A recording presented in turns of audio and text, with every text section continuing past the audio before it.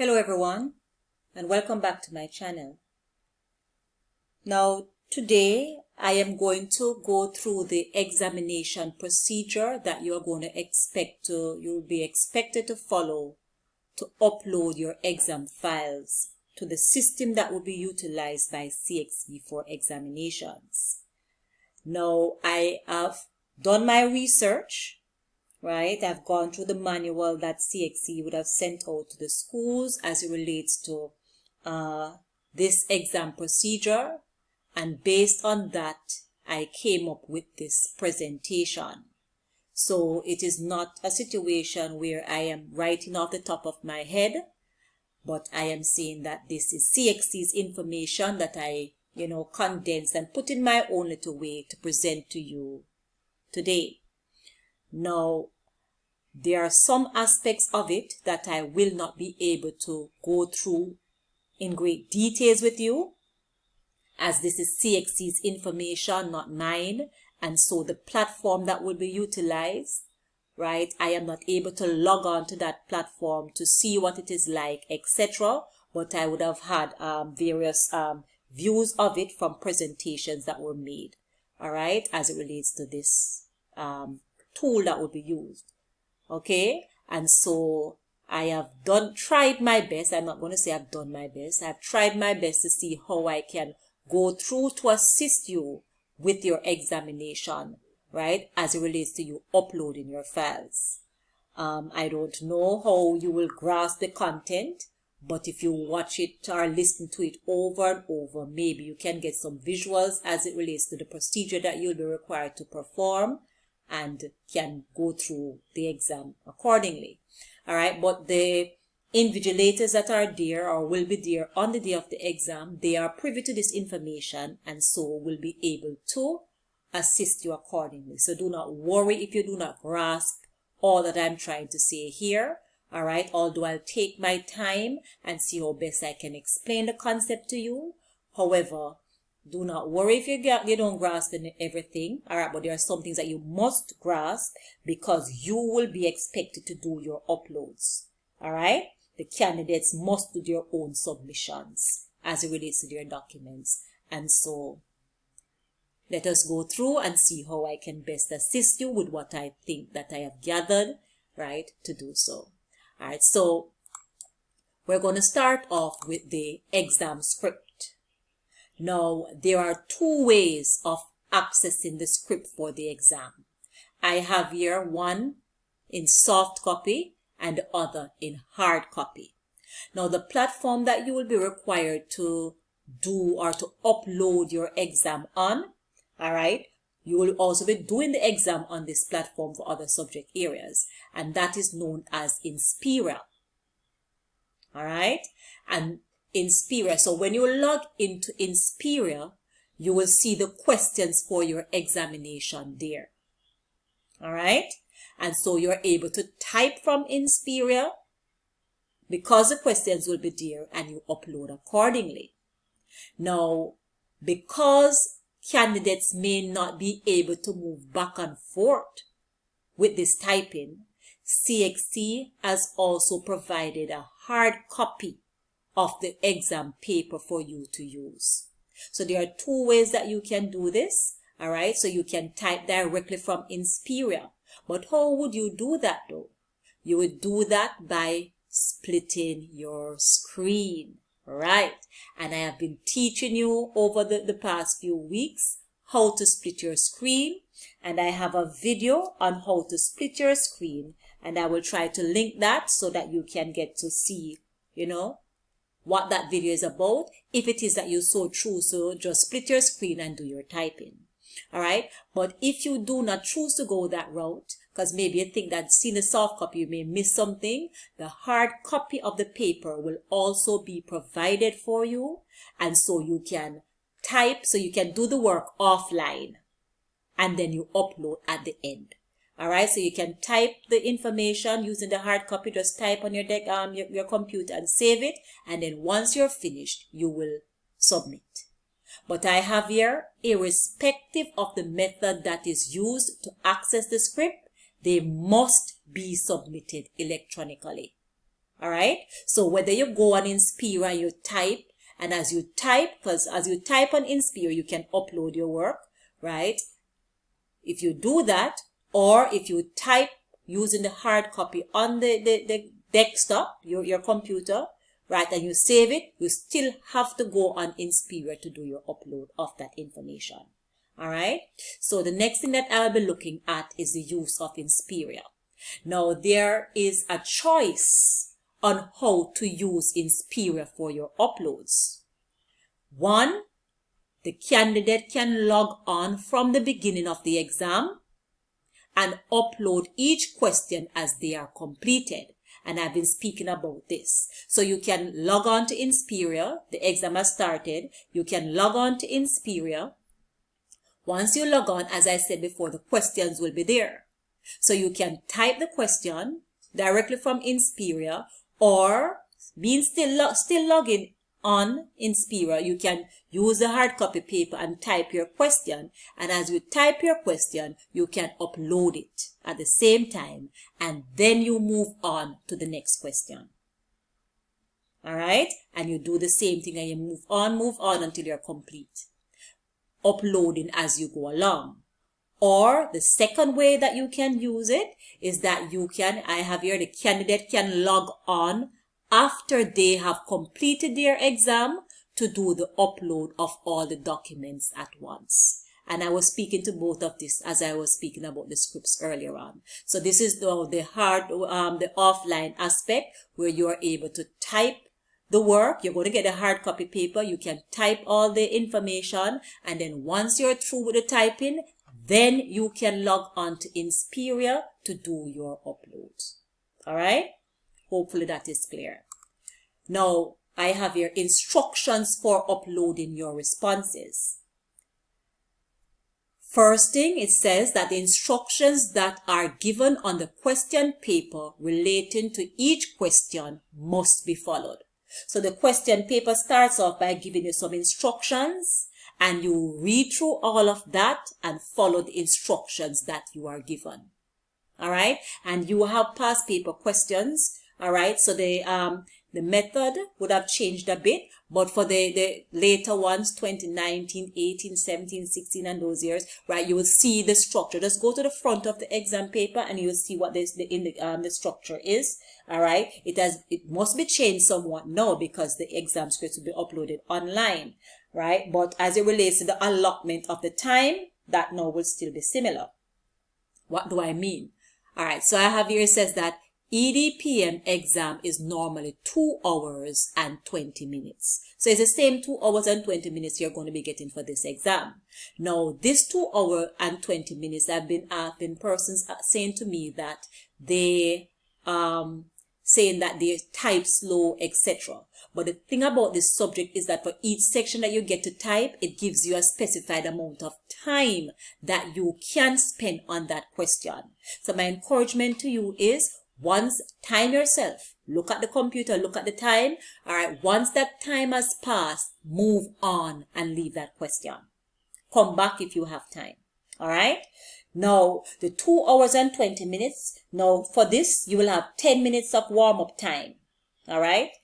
Warming up on the keyboard. 10 minutes to read through the entire paper. And I've always been stressing that you need to read the questions before you start your typing. To read through the paper and get an idea of what you will be required to type. All right. Another 10 minutes. Now, normally you're getting speed tests. You will be getting a speed test in the exam. Right. They stopped it a while and it has now started back. You get a speed test to type, and that will be 10 minutes as well. All right. I don't know if they're going to do it this year, but say they're doing it, it will also be 10 minutes. And then you will get 1 hour and 50 minutes to type the other 3 questions. Question 2, 3, and 4. All right. And what have been happening with those questions is that they now have, some of them will have part A and part B. All right. And that is how you will spend the time, that 2 hours and 20 minutes for the exam. However, an additional 30 minutes will be given for the upload of the documents. Okay. So whether you choose to upload as you go along or type everything, and once your time is up, then you upload use that 30 minutes to upload, it is up to you. And also it's based on the instruction that your invigilators give you in the exam. But you will be given another 30 minutes, right, to upload your documents. But if it is that you upload as you go along, the 30 minutes will be a part of that. So you'll be getting some extra time per se. All right, so that's that. Hopefully that was clear. Now, number 2 says a candidate must save each required response as a separate file using the naming convention stated on the paper in a folder on their desktop. So each question 1 must be a different file, question 2, question 3, etc. Do not do all the questions in one. So for example, you open Microsoft Word and you type question 1, then you scroll down on the page and you do number 2, etc. Question 1 must be done by itself and you give that name. Maybe they say you must name it question 1 and your candidate number. Then you open a new document, right? If it's a spreadsheet or another word processing document, and you open a new document and you save that question 2 and your candidate number in the header, as I've been teaching you, all right, etc. And you save all those questions as you go along in a folder on your desktop. All right, let us move on. Now, once the candidate has created their folder, so you will be required now to create a folder on your desktop. All right. So once you have created the folder on your desktop, then you will be required to create subfolders inside of that folder. And then you will store all your questions in those subfolders. It says number 4, in each folder, you will save the work that you are expected to be saving in that folder. So if you do question 1, then you save question 1 in question 1 folder. If you do question 2, you save question 2 inside of question 2 folder. And you must follow that order. You cannot save question 4 in question 1. Focus. Not because you'll be nervous, all right, but just pray and focus. Now, once you have done that and all the folders now have the work inside of them, you're going to zip each subfolder before you upload. All right, so I'm going to quickly demonstrate. So this video may be a bit long, but you know why. All right, I'm going to quickly demonstrate how you do what I just said a while ago before we get on to the upload of the content. All right. All right, so here I am on my desktop. All right, I'm going to right click and I'm going to go down to new and I'm going to go across to folder. I'm going to click it. Here I have a folder now on my desktop. I'm going to name it with my candidate name. So I'm going to make up a number. So that's my candidate number. Because in the exam, you are a number and not a name. All right, so your candidate number, otherwise known as your registration number, is what speaks for you, not your name. Okay, so once you have created this folder on the desktop, you're going to open it by double clicking on it. When you open the folder, inside the folder, you're going to create subfolders. So normally it's 4 questions, so you go to view, go down to new and go on folder. You name this folder question 1. All right, click off, right click, and you do that procedure until you have 4 folders there. So you name this one question 2. And I'm going to go through all 4. All right, I think that because you need the content, you will spend the time and watch it. So I'm going to go through question 3. And then right click again, new. Was it right click? Yes. Right click again, new folder. Question 4. All right. So now you have all those things there on your desktop in the folder. What do you do now? Now I'm going to bring up a Word document. Here I have a Word document in front of me, and you must remember this document. It's not finished, right? But that's the least of the problem. So this is my question 4. How am I going to save this? So say I just typed this a while ago. All right. I'm going to go to File, Save As, and then I am going to look for my desktop, and I'm going to look at for the folder that I named on the desktop. Here it is with my candidate number. I'm going to double click on it and I'm going to see all these questions there. But the menu that I just typed, let me name it something else. So it's question 4 that was there. And I'm going to say menu. Alright, so I'm going to look for question 4. I'm going to double click on question 4. And here I see that question 4 is open. And this is my question 4 and I'm going to press save. So now this document is saved in my question 4 folder on my desktop. Alright, let me close it. Close out of this, although I'm going to go back in it. And I'm going to type each document, question 1, question 2, question 3, question 4. And I'm going to save all of them just as I just showed you a while ago in the folder on my desktop.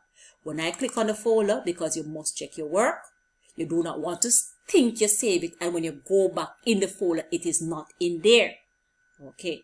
So remember I saved something in question 4. I double click question 4 and here it is in question 4. Good. So you go back and you check everything like that to ensure that the work is there, because things do happen in an exam. Alright. Now once you have saved your work in all the folders, then you're going to zip these folders because they can't be uploaded like this. They have to be zipped. So you're going to right click on question 1, go down to send to, and you're going to select compressed zip folder. Alright. It is saying that it can't do it because nothing is in it. Alright, so I was going to zip all of them. It can't do it because nothing is in it. So I can only zip question 4. So let me just zip question 4 and we move on. Send to compressed zip folder. So there you have it. So question 4 is now zipped with the zipper there. So the next thing you do once you have typed your work, you have saved your content in the folders, the next thing that should happen is that you are now ready to upload. Let's go back to the PowerPoint presentation, right? And see what we do from there.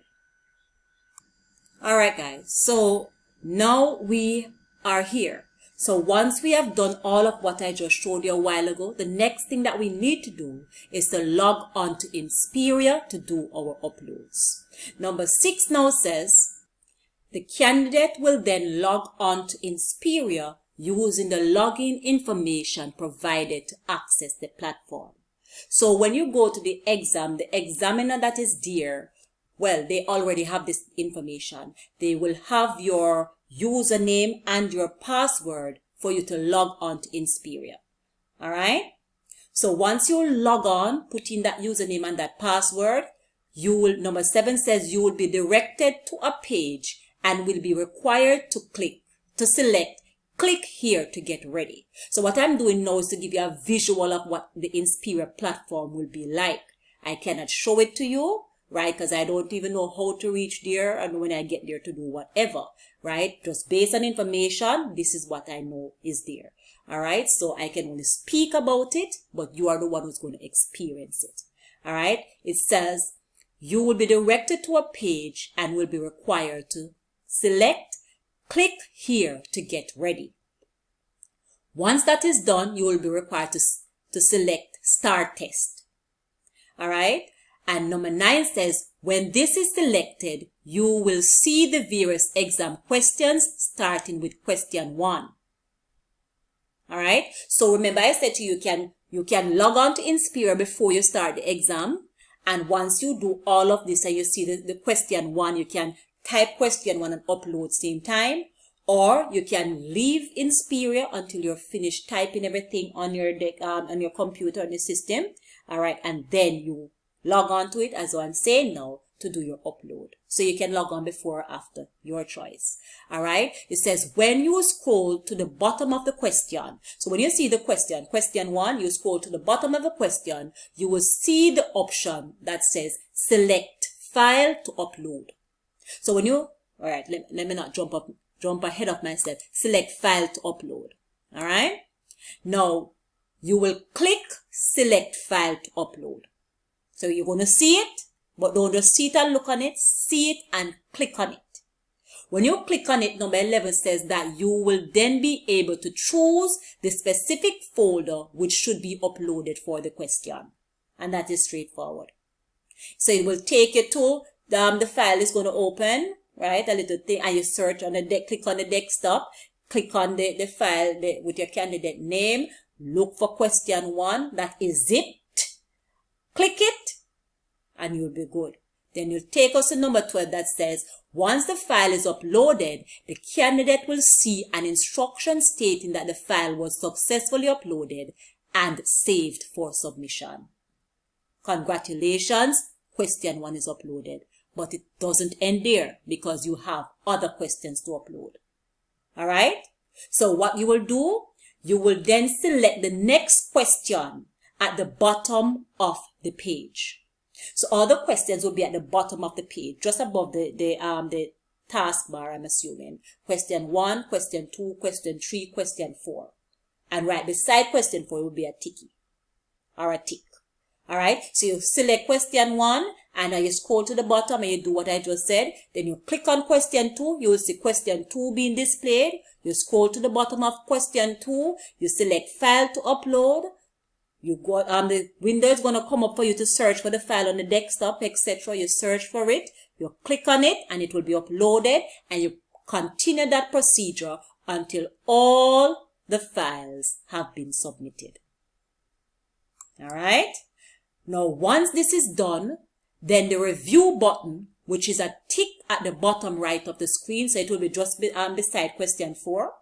Alright? A tick at the bottom of the screen should be selected. And this, once you select that tick at the screen, right, they call it the review button. Once you click that ticky or that tick, this will bring up the submission screen.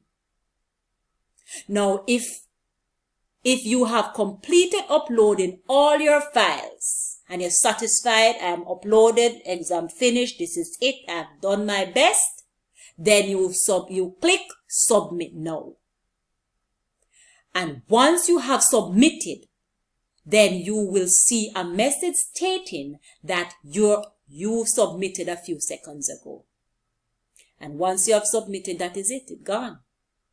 Alright?